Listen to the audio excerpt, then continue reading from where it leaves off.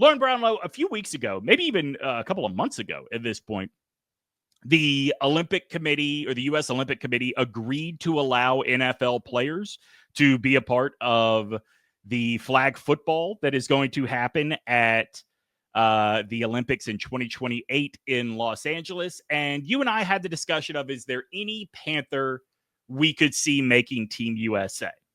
And, both of us, we threw around J.C. Horn. I suggested that maybe Dave Canales as the coach is more realistic.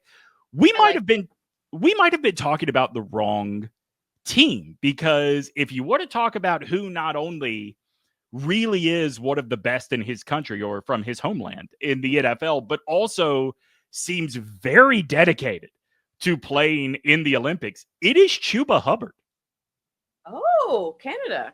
Yeah, Okay. so Hubbard, this is clearly, I think, the Panthers' best shot for an Olympian, because Chuba Hubbard started his athletic life, and we are talking about going back to when he was in grade school, as a sprinter. David Newton from ESPN talked to the woman that has been his track coach, or was his track coach, up until he stopped running track, and she said that for years he was telling her that he wanted to win an Olympic gold medal for Canada. Like, it seems like this is a foregone conclusion. Chuba Hubbard is going to be at the 2028 Olympics.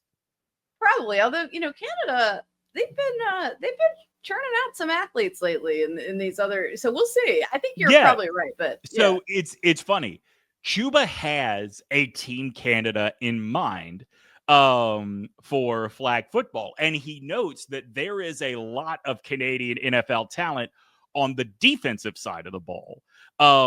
And, he says, look, every country, U.S. included, already has a flag football team. So you've got to assume that you're going to be competing with those guys. But when it comes to Canada, there's a CFL to pull from as well. And I don't say that to say that I think if Chuba Hubbard wants to be on that team, he is going to be on that team. He is probably a better football player than all of those other guys. But there is a whole talent pool to pull from that you're not just going to be talking about when Team USA plays Team Canada in the Olympics.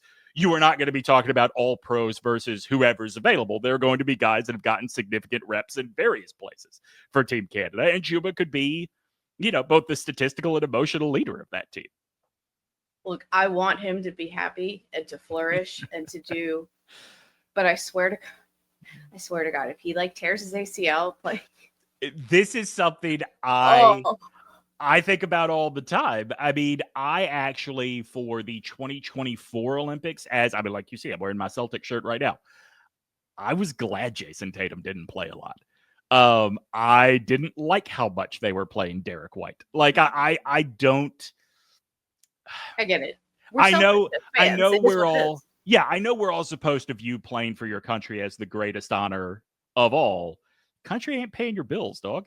I'm sorry, I know that sounds cold, but I think the Celtics should get to dictate what it is that Jason Tatum does. I think the Panthers should get to dictate, hey, if you want to play for Team Canada, Chuba, or J.C. Horn, if you want to go play for Team USA or whoever, here are the conditions under which we are okay with it, because we do have a contract with you that says you play football for us. Yeah. That's tough for me because I also don't like the idea of teams dictating what people do. Totally with you. But as a fan, I think it is okay to dismiss logic from this a little bit. It feels less like logic and more like just giving a team, me endorsing a team, essentially just dictating every single aspect of a player's life. And I don't like that. I think there's probably something you could do to protect yourself if you're that team. And I'm okay with that. It's just maybe there's a portion of money you don't get or whatever it is. Yeah. I'm okay with that. But I don't like the idea of just saying no. I don't. I guess when I say I'm okay dismissing logic, I mean as it stands right now with you and I just talking versus an actual practice. Because I'm with you.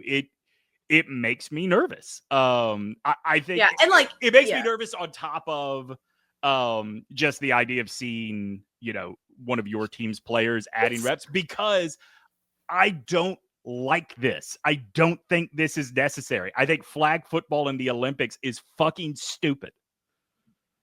Yeah, I was going to say, like, first of all, yeah, I do kind of agree with that. And look, it's weird. I always have like this weird feeling, I think, watching athletes that I know from other sports compete in the Olympics. It just feels, it's always felt strange to me. Even watching like Team USA basketball compete and win. It's not like it's not cool. I'm not saying that, but there is this element there of like, oh, but this is just this other thing, because they don't take it as seriously as some countries do and stuff like that. And so it's almost like you almost like, I don't want to say I'm not rooting for them. I'm not going that far, but there is this element there of like, yeah, but like, look at Spain. Like those dudes are like 40 and pass the ball great and like this is their lives and they love each other and they're like bawling, crying when they lose. There is part of me that's like, oh, it would have been cool to see Spain. It's so or Serbia or whatever. Like I've come to look at the Olympics like this, right? The US and China are so far out in front of everybody else in terms of Olympics. And China gets all of their medals in sports. I'm sorry, I'm just not watching. Maybe the women's gymnastics final night excluded. For the most part, I'm not watching the events. Wow, no diving? Okay. Yeah, no, not really. I love diving.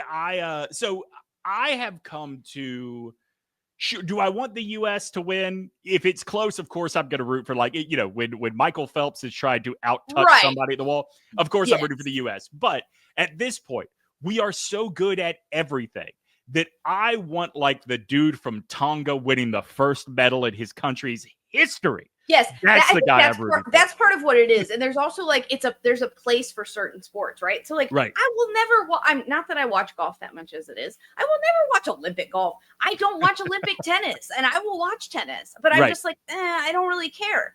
I don't. And so it's like sports that I'm like, no, but I can watch you other times. That's why I gravitate towards these sports too, like a gymnastics or whatever, which I love, or a figure skating, where it's like you don't see those as much throughout the year, or track and field even, because that's not a sport that we follow as closely throughout the year. So all of a sudden you're like following all these, and track and field's probably the one where I'm most USA, to be honest. And gymnastics, those two are probably the ones where I'm the most like, let's go. Yeah. And sometimes figure skating. The Olympics are built for, and look, I mean, I enjoy Olympic basketball. I really like, since it's been introduced, both men's and women's. My favorite Olympic sport has been beach volleyball, because the action is constantly going all the time, right? Yes. So even though there are other times of year that is on your TV, especially basketball, I like those sports. It's not something that consumes our imagination. It would not hurt my feelings if they disappeared from the Olympics for, like, you know what? I'm never watching it, but like, give me more race walking, give me more badminton. Like, those nerds don't have any other time to shine. I don't like flag football in the Olympics at all. I've been thinking about this a lot this week. I just like, this isn't. Do you know? All right, Lauren, how many medals do you think the U.S. won last year, or total, in every sport, gold, silver, and bronze combined? I don't remember how many total medals there were. So that's hard for me. I'm like, all right, so I don't know, 50, 60. I don't know. The U.S. double that. The U.S. won 126 gold medals. The next closest country was China. They won 91. Now, to the point about how much further ahead these countries are of everybody else, and why we don't have to create events that cater to the United States. That's what it is. Yeah. The second you get out of the top 10 of total medals, you were talking about countries that didn't even win one. Like, it's that big of a divide at this point. Yes. So why are we doing this? Right. I don't know who's watching. Yeah, I'm with you. It like I said, I mean, I might watch it for the curiosity factor, and it'll probably move pretty quickly. But I'm also just like I said, for me, the Olympics is honestly about watching sports that I don't usually watch. So, that's what I gravitate towards. Was it 3 Olympics ago that they introduced rugby, and everybody said, oh, no, just wait, everybody's going to be watching Olympic rugby.